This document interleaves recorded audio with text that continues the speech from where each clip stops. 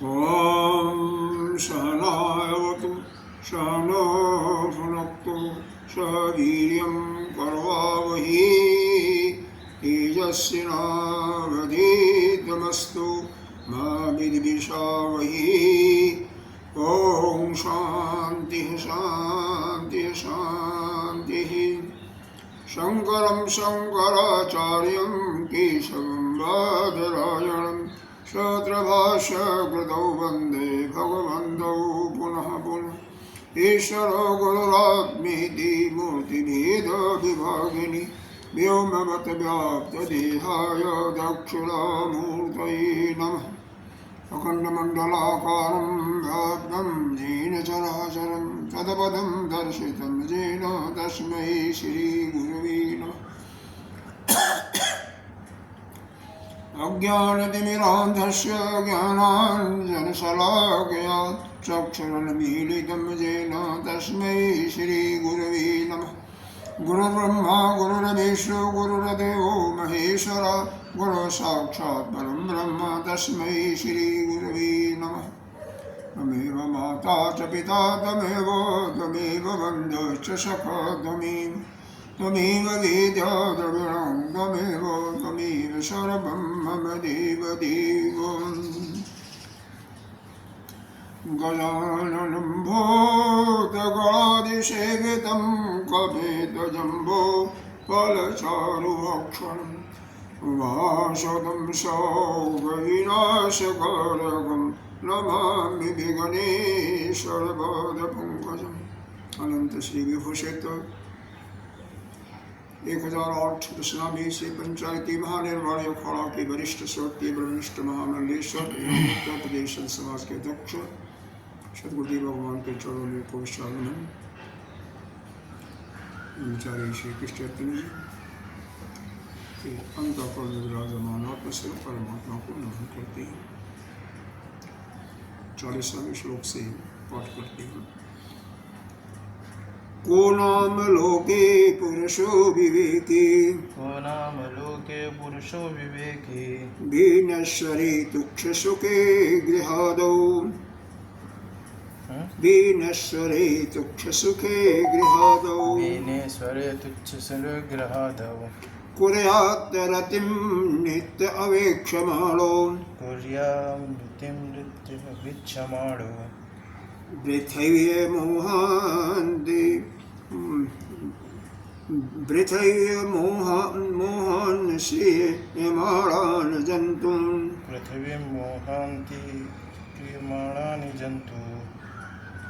सुखं किमस्य यत्र विचार्यमाणे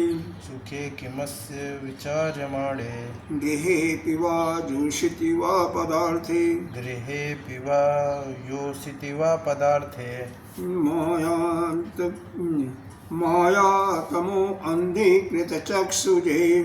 मायातमो अन्धीकृत चक्षुषुजे त एव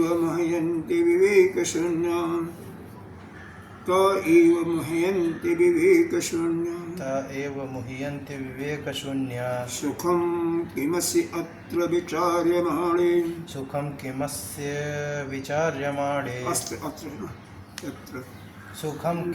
अत्र विचार्यमाणे गृहेऽपि वा योषिते वा पदार्थे मायातमो अन्धीकृत चक्षुषुजे त एव मह्यन्ति विवेकशून्यः। वास्तव में प्रत्येक जीव जो है इस अविद्या से ग्रसित है। यहाँ पर अंधकार अविद्या ही अंधकार है। प्रत्येक प्राणी के अंदर 5 चीज़ें होती हैं क्या? अस्थि, भांति, प्रियता, रूप और नाम। इसमें से पहले जो 3 चीज़ें हैं अस्थि, भांति, प्रियता, यह तो परमात्मा की ही, और 2 चीज़ें हैं यह संसार जगत के हैं अपने। क्योंकि नाम और रूप यह हमने दिया है, परमात्मा ने नहीं दिया है।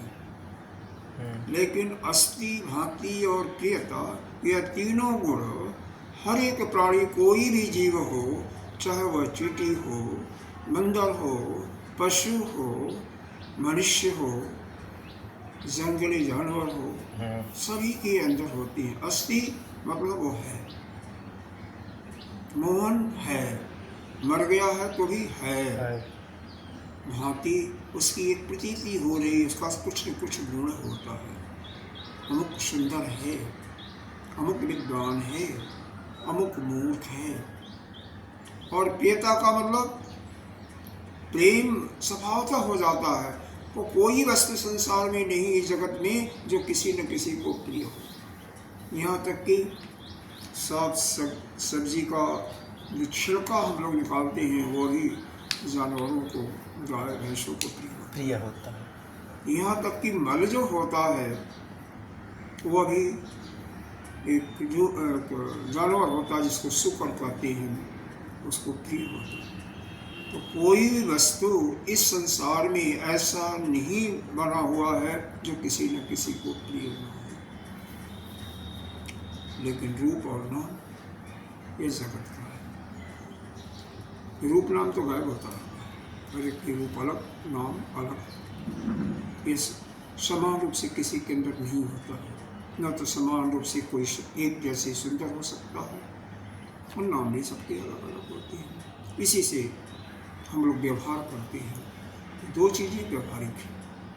अब यहाँ पर वास्तविकता क्या है कि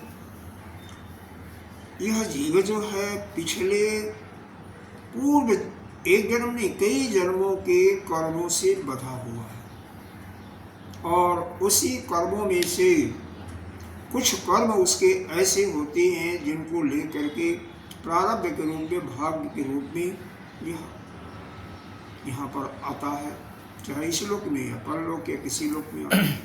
इन अपने उन कर्मों के फल को भोगने के लिए वास्तव में इस जगत में कोई किसी का नहीं है, कोई किसी का है ही, कोई है ही नहीं किसी का। न कोई किसी के लिए कुछ कर सकता है और न कोई करता है। यह मूर्खता बस अहम के कारण जीव मानने लगता है कि हमने इसके लिए अमुक कार्य किया, चाहे माता हो, पिता हो, भाई हो, बंधु हो, मित्र हो, शिष्य हो, गुरु हो, कोई भी किसी के लिए नहीं करता।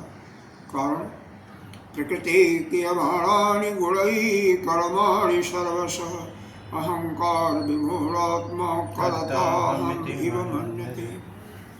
प्रकृति ही, प्रकृति के जो 24 गुण हैं, कुछ लोग 3 गुणों की संज्ञा देते हैं सतरस्तम, लेकिन वास्तव में इसके निचले श्लोक में ही शंकराचार्य ने तत्त्ववित्त महाभाव गुण कर्म विभाग यहाँ पर उसका दिया हुआ है कि 24 गुण होते हैं। 10 इंद्रिय, 4 अहम तत्व, 5 प्राण और 5 प्राण नहीं, 5 महाभूत और 5 इनके विषय।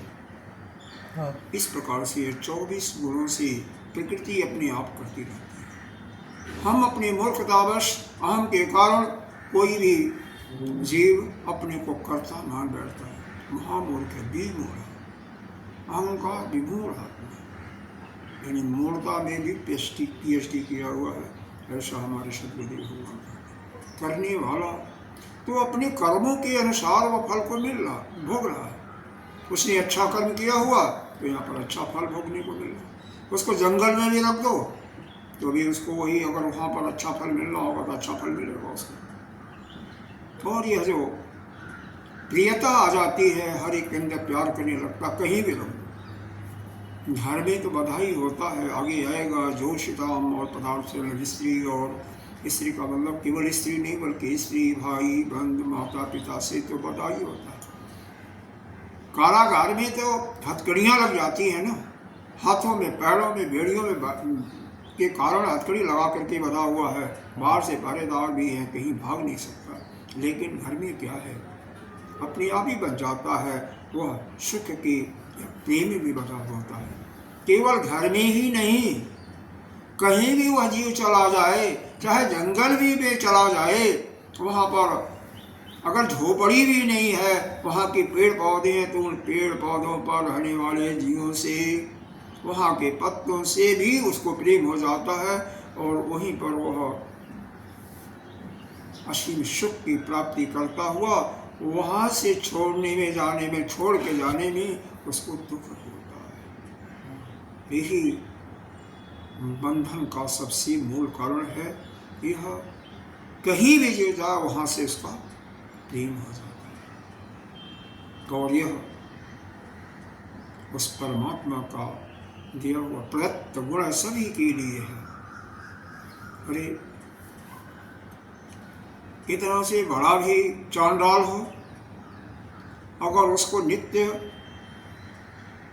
कोई उसके लिए कुछ कर रहा है, तो एक दिन ऐसा आएगा कि वो भी आपके लिए बहुत कुछ करने के लिए तैयार रहेगा, यहाँ तक ध्यान देने के लिए। ऐसा नहीं है, सबके अंदर प्रियता का गुण होता है। जो दुश्मन से भी नित्य प्रेम करता है, वो दुश्मन भी उसका वीर हो जाता है।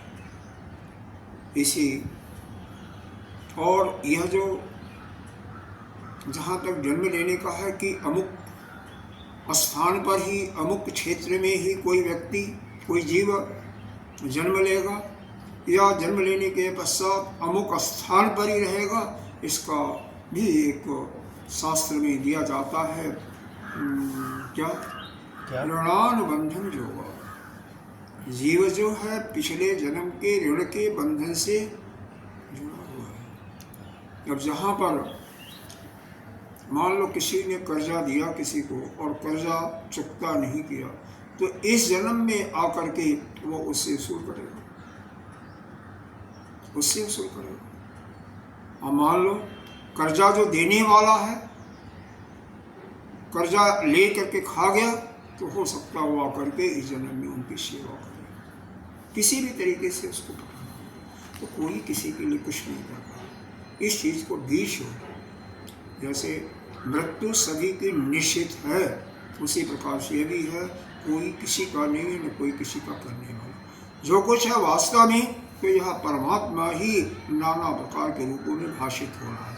हम लोग तो व्यवहार के क्षेत्र में ठीक है, व्यवहार में हमें टिट फॉर टैट, यानी जैसा जो है उसके साथ वैसा ही व्यवहार करना चाहिए। कुत्ते के साथ अलग, वही माता पिता आ जाए, सदगुरुदेव भगवान आ जाए, उनके साथ अलग, कोई अन्य महात्मा भी आ जाए उनके साथ अलग, कोई सेवक आ जाए उसके लिए अलग, पुत्र आ जाए उसके लिए अलग। तो हर एक के लिए व्यवहार की दृष्टि से हमें अलग अलग बर्ताव करना, अलग व्यवहार करना है, लेकिन वास्तव में तो सबके अंतर्गत एक ही तत्व है, आत्म तत्व, वही ब्रह्म है और कोई नहीं है। इसी चीज़ को आज के जो 4, 5, 6 श्लोक जो भी हम अध्ययन करेंगे, उसमें यही भाषित हो रहा है। देखो पहला ही स्टार्ट किया, को नाम लोके पुरुषो वियोगी। इस लोक में, इस संसार में, इस जगत में कौन ऐसा विवेकी पुरुष है। विवेकी मतलब जो जिसको थोड़ा सा ज्ञान है। अब जो चिंतन ही नहीं कर सकता कि क्या सत्य है, क्या असत्य है, क्या नित्य है, क्या अनित्य है, इसीलिए सबसे पहले यह बता दिया गया विवेक की परिभाषा क्या है।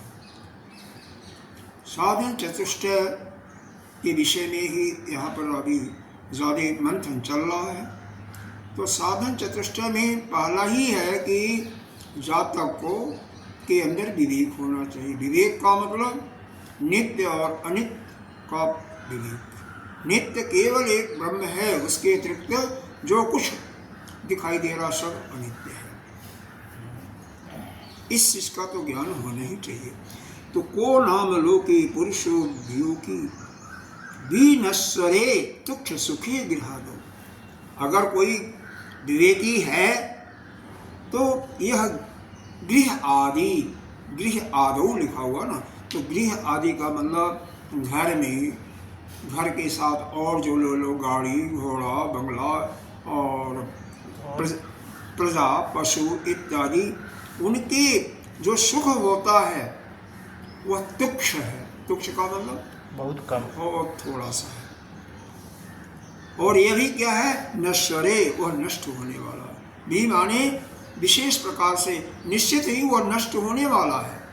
तो जो विवेकी है, जिसके अंदर थोड़ी सी भी ज्ञान है, वह इस संसार में कहीं भी रहा, घर तो कोई एक नहीं होता ना। जैसे हम यहाँ बढ़ते ही हमारा इस समय घर है, तो यहाँ पर जो भी सुख सुविधा प्रदान हो रही है वह क्या है, आज है कल नहीं रहेगा। उसको हम क्षणिक जाने, वो नष्ट होने वाला है और नष्ट हो करके ही रहेगा। उससे जो सुख मिलेगा वह तुच्छ है। कुर्यात् रतिं नित्य अवीक्षमाणो, नित्य, और यह जो अवीक्षमाणो मतलब विचार करना, इस पर यह देखता हुआ, विचार करता हुआ, देखता हुआ कि यह नित्य नहीं है, तो इसीलिए इसे रति अनुराग नहीं करता, यानी इसमें आसक्त ना। जो इस जगत के प्रत्येक भोग्य पदार्थों को, उनके सुखों को क्षीण जानता हुआ, क्षीण होता हुआ, नष्ट होता हुआ जान रहा है, वह कभी भी ऐसा ही जो देख रहा है, वह कभी भी उनमें आसक्ति नहीं करता, कभी भी किसी प्रकार से कोई आसक्ति नहीं करता। वृथई मोहन श्रीमान जंतुम, मोहा श्रीमान का मतलब यह है म्रियमाणान, म्रियमाणान का मतलब है मरता हुआ। जैसे पशु मरते हैं, मोह कैसे मरते हैं, मोह के कारण से।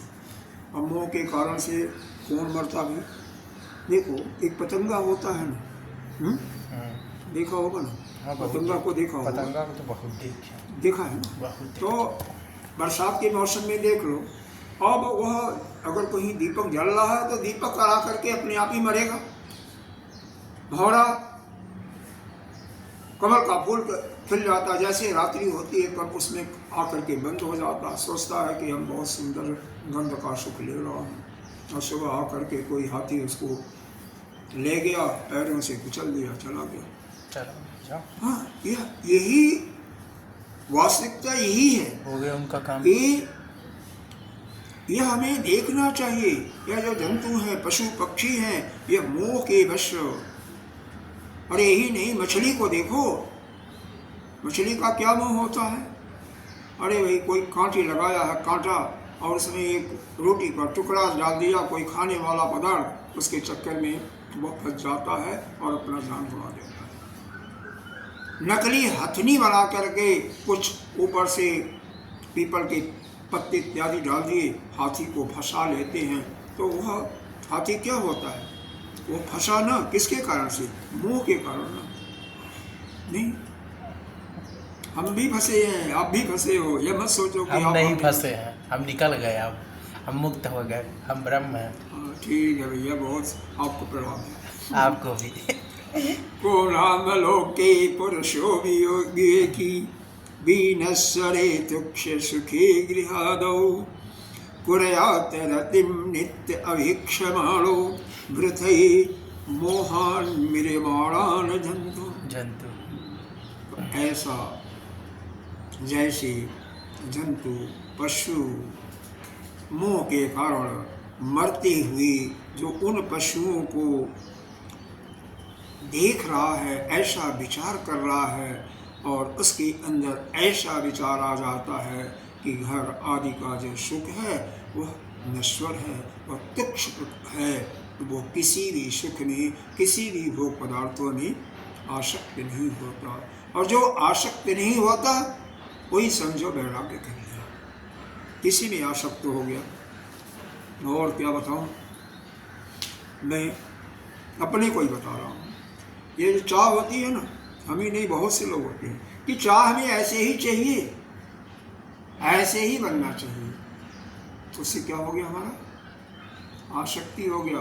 मेरा मुंह ऊपर करो, चाह ऊपर करो, चाह में हमारी आसक्ति हो गई। अरे मैं अपने के लिए कर रहा हूँ, हो गया था, हमें भैया ऐसे ही चाह बनना चाहिए,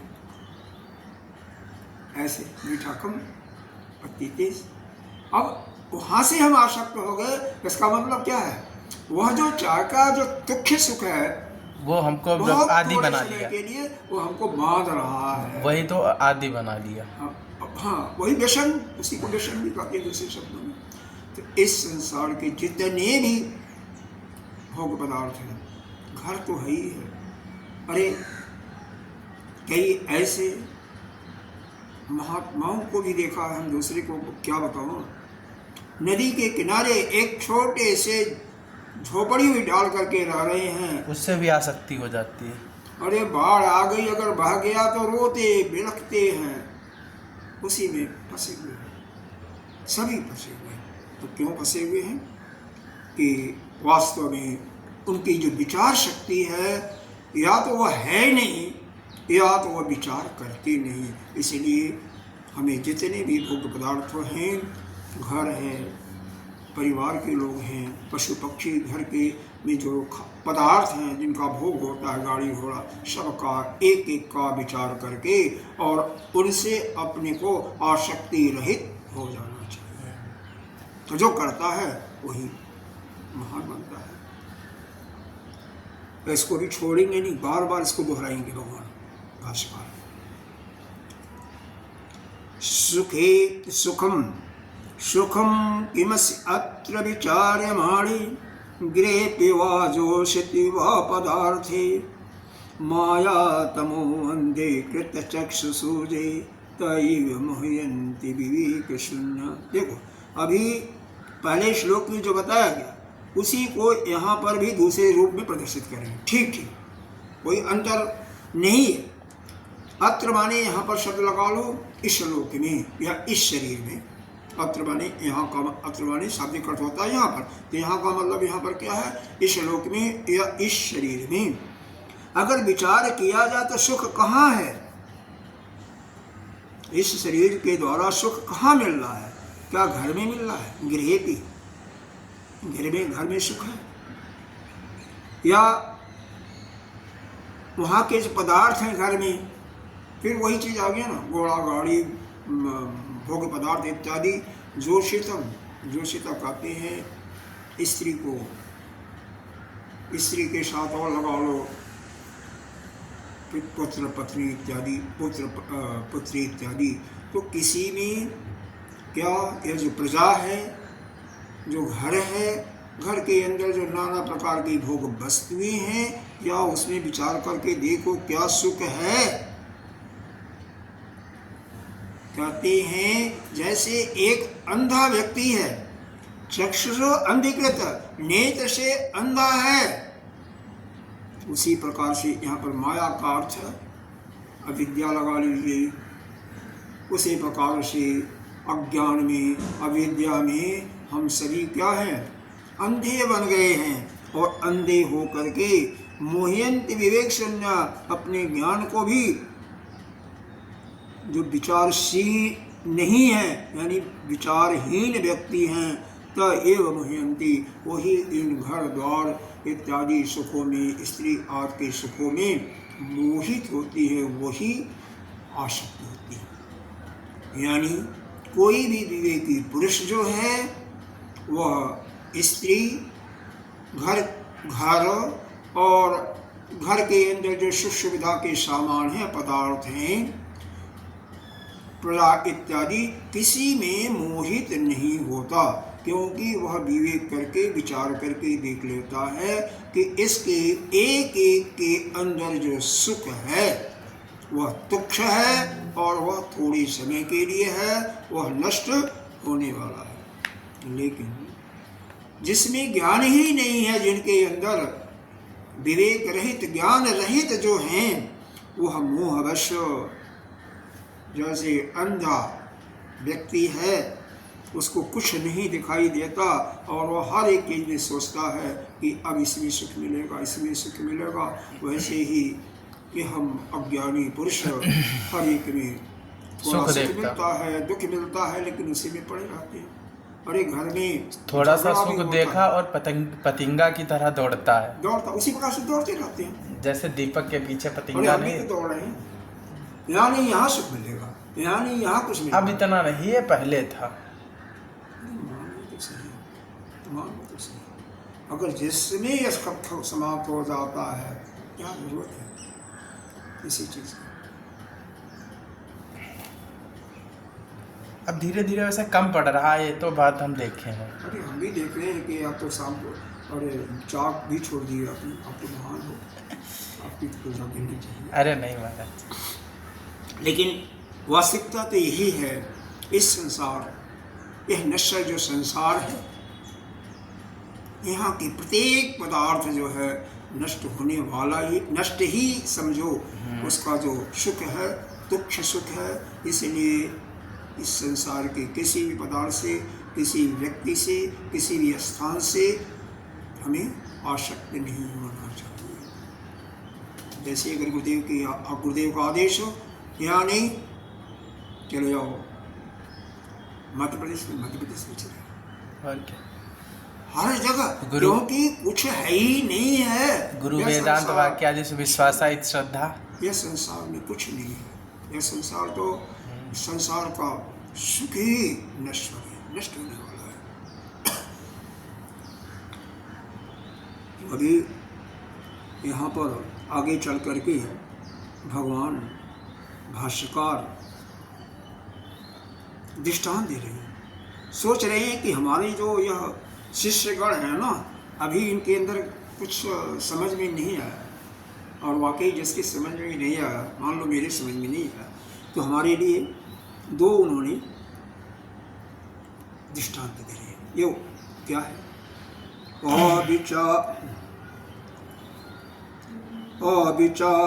अविचारित रमणीयम, अविचारित रमणीयम,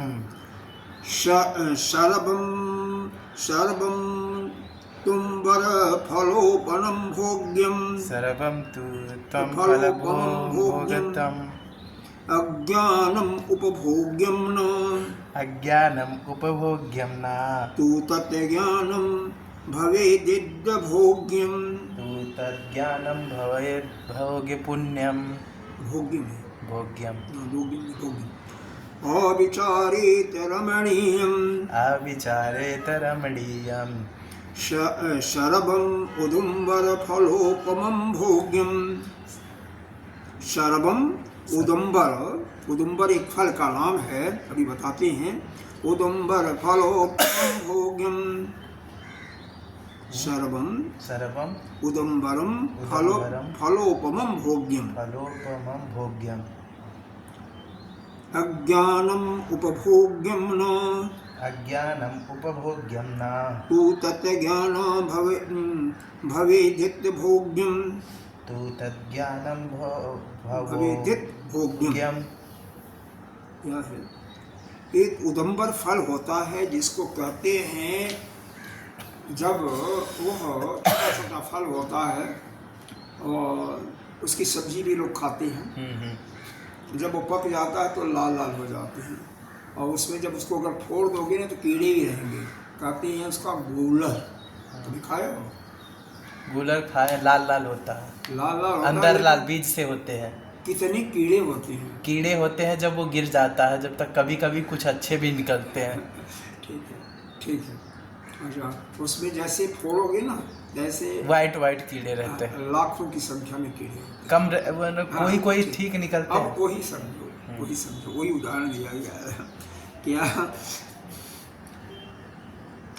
जैसा उदम्बर का फल होता है, और उदम्बर के फल में वो भोग्य है, उसका कोई अगर भोग करता है, लेकिन जैसे उसको फोड़ा, जरा सा निकला, तो वो क्या होता है, वह सारहीन हो जाता ना, भाई उसको फेंक देगा। भाई कीड़े होंगे, जैसे दूध में मच्छी पड़ गई, दूध तो लोग पी जाते हैं, लेकिन अगर घी में शायद रख दें दूध को, मेरे ख्याल से हटाना ही पड़ता है, या साग सब्जी पड़ गया उसको निकालना, जैसे भी है हटा दिया जाता है। तो वैसे ही उदम्बर का फल जो है, वह जो है, जब उसकी वास्तविकता को हम जान जाते हैं, जब उसका हम विचार करते हैं, तो वह सारहीन हो जाता है, वो भोग करने के योग्य नहीं होता है। अज्ञानम उपयोग्यम, अज्ञान पूर्वक तो हम उसका भोग कर लेते हैं, लेकिन जैसे ही हमें ज्ञान होता है तो वह भोग करने के योग्य नहीं होता, दोनों को तो हम नहीं खाएंगे ना। उसी प्रकार से यह संसार के जितने भी सुख हैं, अगर हम बिना विचार किए हुए खाते हैं तो बहुत सुंदर लगता है, रमणीय लगता है। अरे इससे बढ़िया तो कोई सुख है ही नहीं, चाहे वह पेय संबंधी सुख हो, चाहे वह भोजन संबंधी सुख हो, चाहे मनोरंजन संबंधी सुख हो, चाहे अन्य किसी प्रकार के संबंधी सुख है। लेकिन जितने भी सुख हमें प्रतीति होती है सब जो है सारहीन है, उसमें कोई तत्व नहीं है। वह कब मालूम होता है? जब एक एक का हम ठीक ठीक विचार करते हैं। जब तक हम विचार नहीं करते हैं तभी तक वह उसका सुख हमें अच्छा लगता है, तभी तक लगता है। और क्या, कपड़ा पहनते हैं, वास्तव में हम अमुक प्रकार का कपड़ा, अमुक प्रकार से सिला हुआ कपड़ा ही हमें चाहिए, ऐसा ही चाहिए, ऐसे ही चाहिए, हमें यही चाहिए। अब उसमें देखिए विचार करोगे तो क्या है? कुछ नहीं है, शरीर के ढकने के अतिरिक्त और कुछ नहीं है। और शरीर क्या है? पंच महाभूतों का बना हुआ एक पुतला है, जो कि जिसके अंदर क्या भरा हुआ है? मल, मूत्र, पसीना, कफ, और क्या भरा हुआ है? वीर, रक्त, बस यही भरा हुआ। गंदगी भरी हुई, गंदगी के अतिरिक्त कुछ भी नहीं है। फिर भी हम इस शरीर से नफरत के बजाय क्या करते हैं? प्रेम करते हैं, उसमें आसक्त हो जाते हैं। इसी प्रकार से जितने भी भोग पदार्थ हम सेवन करते हैं, अंततः गत्वा क्या बनता है उनका? मल ही तो बनता है, मल या मूत्र बनता है। जहां तक कि रह गया, प्राण निरंतर काम करता रहता है, प्राण का ही धर्म है भूख और प्यास।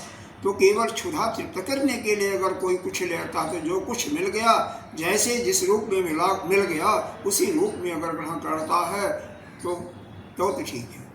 लेकिन जहाँ उसके अंदर किसी गुण की बात देखने की कोशिश की, ऐसे नहीं, ऐसा ही होना चाहिए, इसमें नमक कम है, मिर्च ज़्यादा है, यह है, वह है, अगड़म अगड़म, तो इसका मतलब वही फंसता रहता है, वही उस अमुक चीज से आसक्त बनता जाता है। अज्ञानम भोग्यम तू तत् ज्ञानम भवेदित भोग्यम। तो अगर ज्ञान करके हम विचार करके इसी चीज़ को करें तो इस संसार की कोई भी वस्तु भोग्य योग्य वास्तव में है ही नहीं है। बस केवल क्षुधा को तृप्त कर लो, दर्शा। क्योंकि जब तक किसी के तत्व को आप नहीं समझते हैं, नहीं समझते हैं, तभी तक वह उसमें सुख की प्राप्ति होती है। जब उसके तत्व को समझ जाते हैं, उसके गुण को समझ जाते हैं, उसके अवगुण को समझ जाते हैं। व्यवहार के दृष्टि से गुण और अवगुण होते हैं, तत्व के दृष्टि से सब परमात्मा ही है, उसके अलावा तो कुछ है नहीं। लेकिन व्यवहार के दृष्टि से भी हमने देखा कि इसमें क्या गुण है, क्या अवगुण है।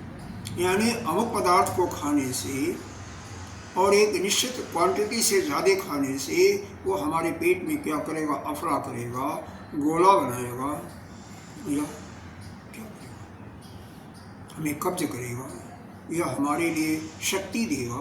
तो यह कब मालूम होगा? जब हम ठीक ठीक विचार करते हैं।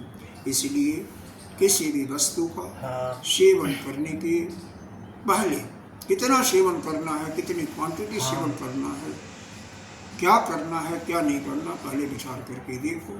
और नहीं तो प्रैक्टिकली देखना हो तो हमारे गुरुदेव भगवान से देख लो। नाना प्रकार की चीज़ें रहेंगी, एक रोटी मुश्किल से लेंगे, बस हो गया उनका भोजन। सब्जी भी कई सब्जियां हैं, जो पसंद आया एक आध सब्जी हल्का सा रखते हैं, बाकी छोड़ देते हैं सब कुछ। तो हम तो सोचते हैं भाई कि नुकसान हो जाएगा, बेकार होगा, तो जो आता सब खा लेते हैं। तो हम कितने बड़े अज्ञानी हैं। अगला श्लोक में फिर वो दृष्टांत भगवान देते हैं। गते पितो ये सुशिरम कुलीरो, पढ़ो।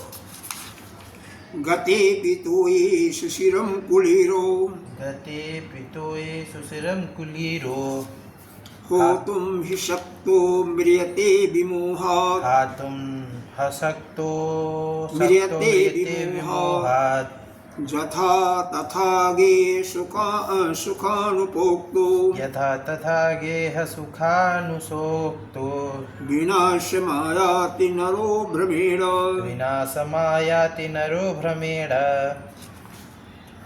गते पितो ये सुशिरं कुलीरो, गते पितो ये सुशिरं कुलीरो, होतुं हि शक्तो म्रियते विमोहात्, होतुं हसक्तो म्रियते विमोहात्, यथा तथा गेह सुखानुपक्तो, यथा तथा गेह सुखानुसक्तो, विनाशमायाति नरो भ्रमेण। विनाशमायाति नरो भ्रमेण।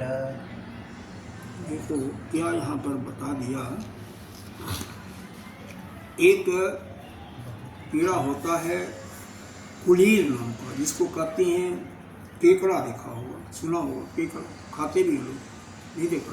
क्या केकड़ा? हाँ, पानी ऐसे दो रहते हैं डंक। हाँ, पानी में। गते भी तो ये तो कहते हैं पानी को, तो ये पानी का ये पर्यायवाची शब्द है। चाहे वो पानी में रहे, सुशीरम, या तालाब में रहे। गते भी, और गते माने पानी चला गया, कोई चला गया तो भी वो सुशील में पड़ा हुआ है, तालाब में पड़ा हुआ है। नहीं समझ में? पानी भरा हुआ है, सुशील कहते हैं, छोटी बावड़ी है, तालाब है, पोखरा है, छोटा सा। अच्छा, उसमें पानी भरा हुआ तो रहता, गतो भी तो ही पानी चला गया तो भी वह कुलीन उसी में रहता है। फिर होता क्या है, क्यों रहता है? मोह के कारण, मोह के कारण ही रहता है ना। होतुम अशक्तो म्रियते विमोहात्, विमोहात् माने मोह के बस में, उस सुशील से, उस जगह से, उस स्थान से आसक्त होकर के क्या होता है? म्रियते, मृत्यु को प्राप्त होता है। कैसे? जब पानी चला गया तो कोई जानवर आएगा, उसको खा लेगा। खाने वाले बहुत होते हैं, बेचने वाले, वो भी उसको मार करके खा लेते हैं। ऊपर से चीड़ भी देखती है, जिसको खाना आता है तो वो उठा लेता, खा लेता है। पानी भरा होता है तब तो उसका फिर भी बचाव होता है, बचाव है। लेकिन पानी जैसे सूख गया, उसको वहाँ से निकल जाना चाहिए ना, लेकिन नहीं जाता है। क्यों नहीं जाता है? मोहवश, अज्ञानवश। वैसे ही हम लोग भी फंसे हुए हैं। हम लोग भी यह सोचते हैं, अरे ठीक है, अभी कुछ नहीं है, कुछ तो मिलेगा, कुछ तो मिलेगा, कुछ मिलेगा।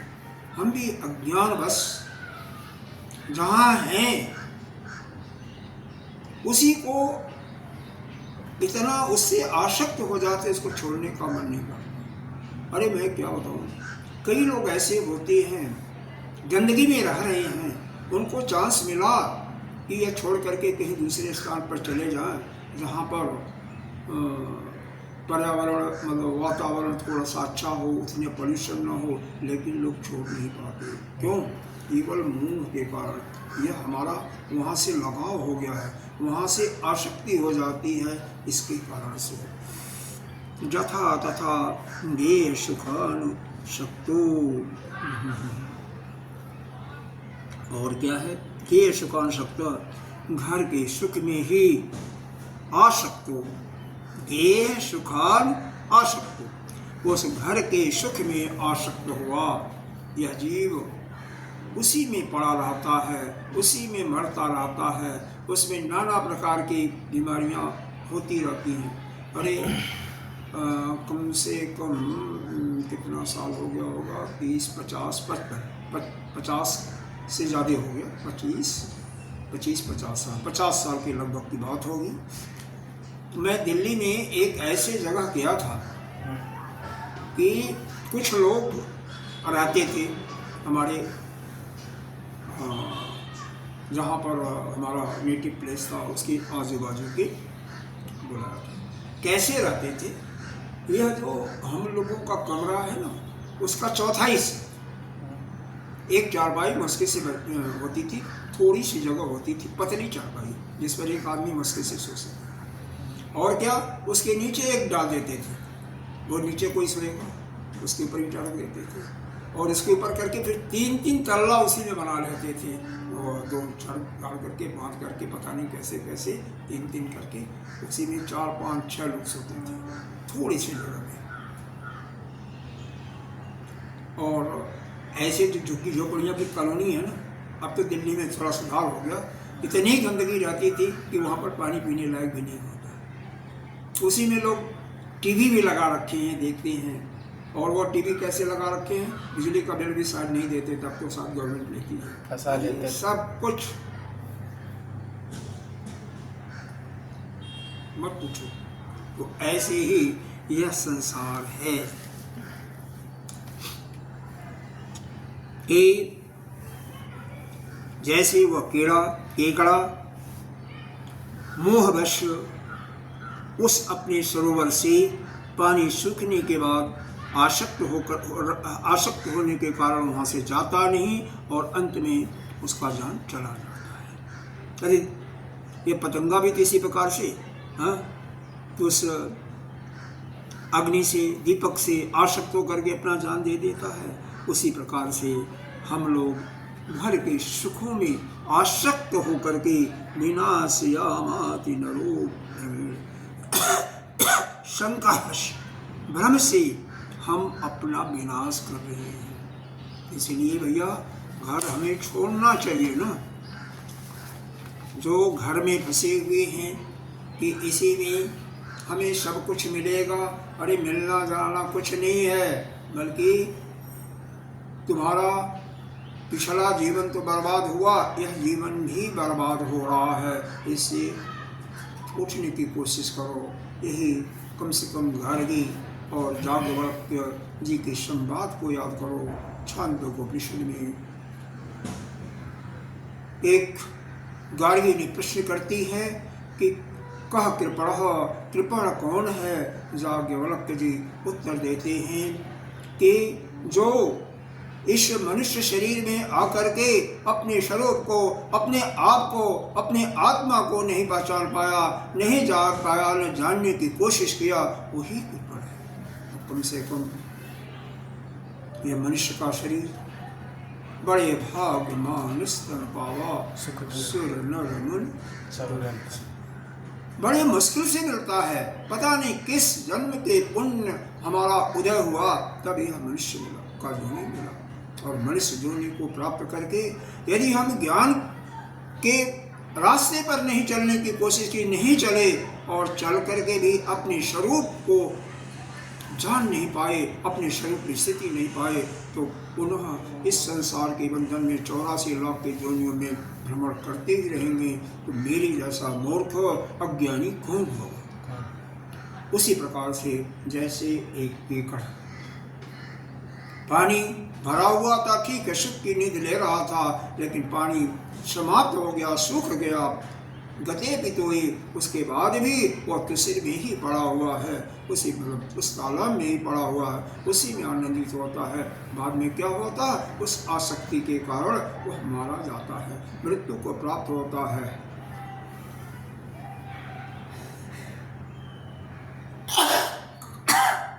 इसी प्रकार से इस भ्रमजाल, मायाजाल, अज्ञान के जाल में हम फंस करके इस घर आदि में, मित्र, घर, परिवार इत्यादि में अपने को पतन के रास्ते पर ले जा रहे हैं। कम से कम मनुष्य की जोनी पा करके हमें अपने को, अपने स्वरूप को जानने की कोशिश करना चाहिए, प्रयास करना चाहिए। अगला श्लोक देखें।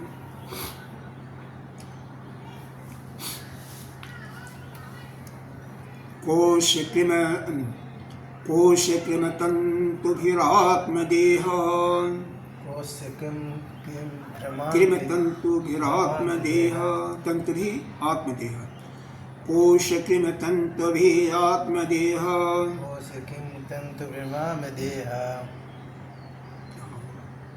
अभी भगवान को, भाष्यकार को संतोष नहीं हुआ। वह सोच रहे हैं कि हमारे शिष्य अभी इनको कुछ समझे नहीं ठीक से, इसलिए समझा रहे हैं। फिर एक उदाहरण दे रहे हैं, दृष्टांत दे रहे हैं।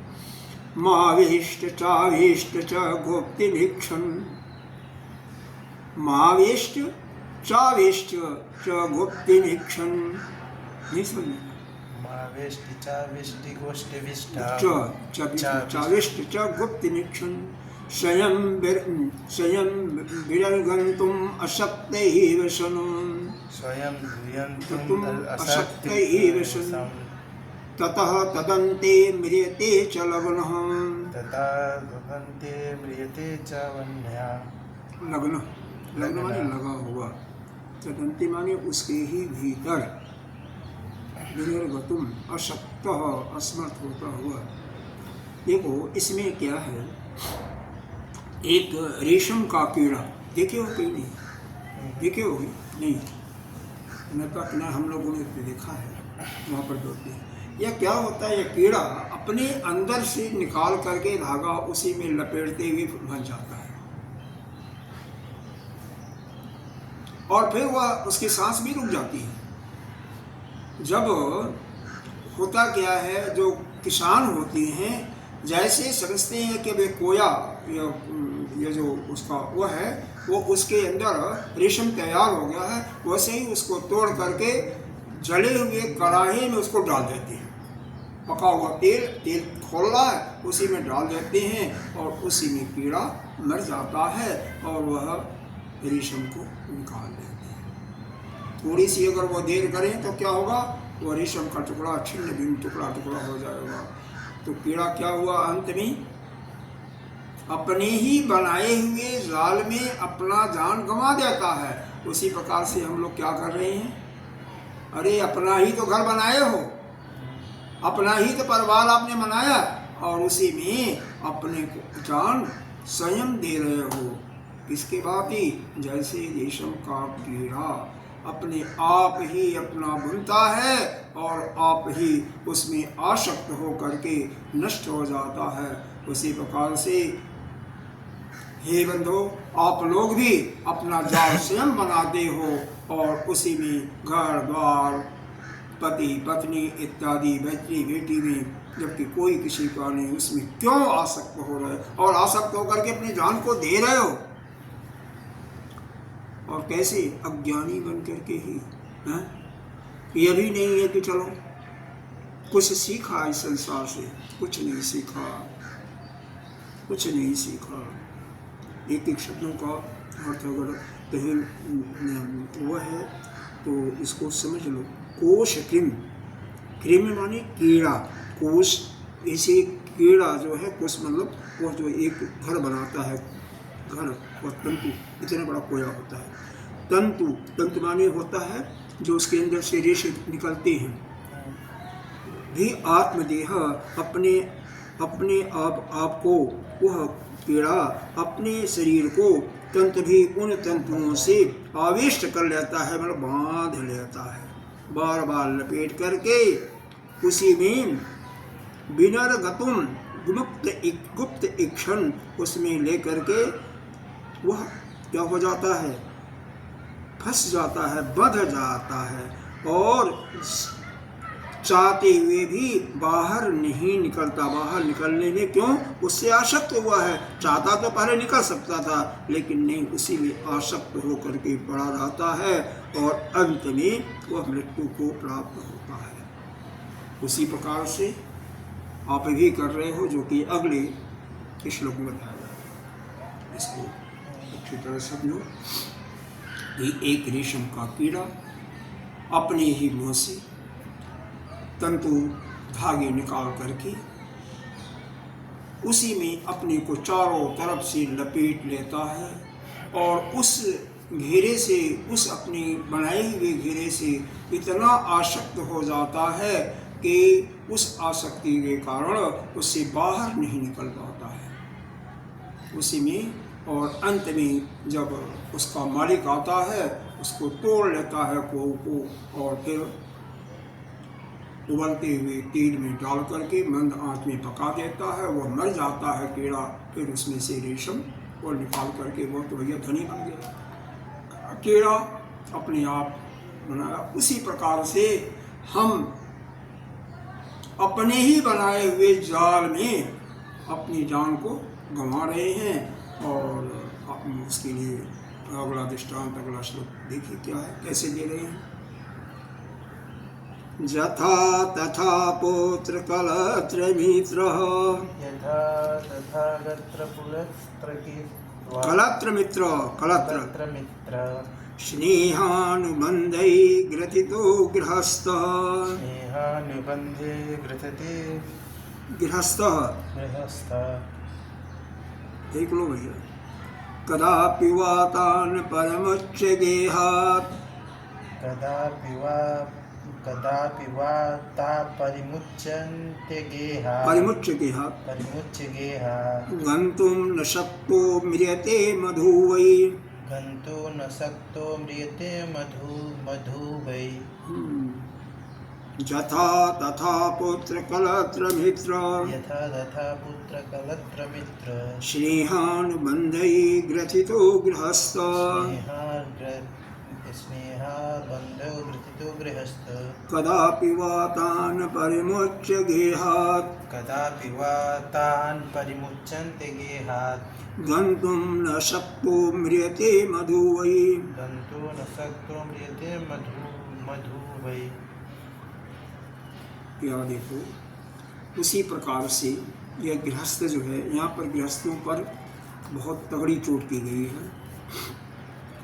पुत्र जानते हो, कलत्र स्त्री,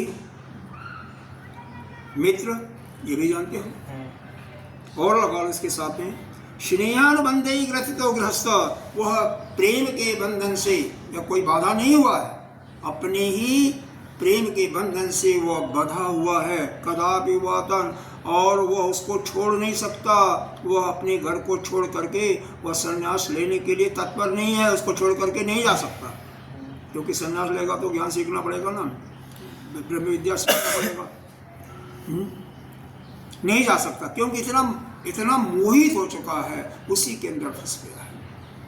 गंतुम न अशक्तो म्रियते मधुई, और वह अशक्त होता है, उसको छोड़ करके वह संन्यास, मतलब उसको छोड़ेगा तो भी तो संन्यास ग्रहण करेगा। संन्यास का मतलब यहाँ पर उसको छोड़ करके जाने में बिल्कुल अशक्त हो जाता, जा ही नहीं सकता, और होता क्या है, मृत्यु को प्राप्त होता है। मृत्यु को प्राप्त होकर के बार बार इस 84 लाख योनियों में, भगवान भास्कर का अर्थ देखोगे यही लिखा हुआ है। जैसे कोप का कीड़ा, जैसे पीछे बताया गया, रेशम का कीड़ा, वैसे ही ग्रस्त पुनः वही पुरुष, स्त्री, मित्र आदि के स्नेह में बंधन के द्वारा बंध करके किसी समय भी उनको छोड़ करके घर से बाहर जाने में, अर्थात विरक्त होकर के संन्यास धारण करने में असमर्थ, अंत में अपने कर्तव्य को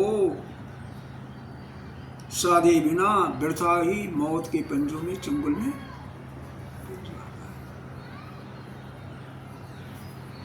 एक बार गुरुदेव भगवान ने कहा, साधु का धर्म है चर्चा, चलते रहना चाहिए, चलते रहना चाहिए, कहीं भी एक स्थान पर ज़्यादा दिन तक नहीं रहना चाहिए, क्योंकि वहाँ पर जो भी रहने वाले हैं उनसे आपको प्रेम है, बढ़ जाओगे।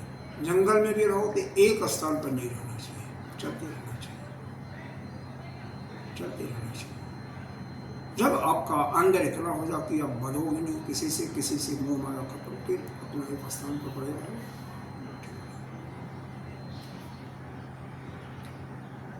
हमेशा, अरे खुद स्वयं देखो, गुरुदेव भगवान कभी एक स्थान पर रहते हैं।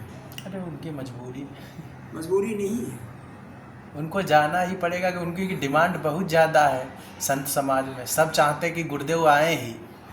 तो है ही है, लेकिन एक स्थान पर रहने पर कोई भी रहेगा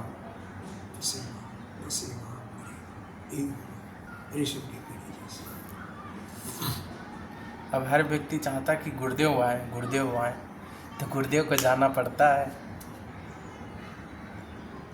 हमें कहीं भी रहे किसी से आसक्त नहीं होना, न किसी भोग्य पदार्थ की, न किसी पुरुष से। पुरुष का मतलब पुरुष स्त्री कोई भी हो, बाल हो, वृद्ध हो, घर की जो भी सामग्री है, किसी से भी आसक्त नहीं।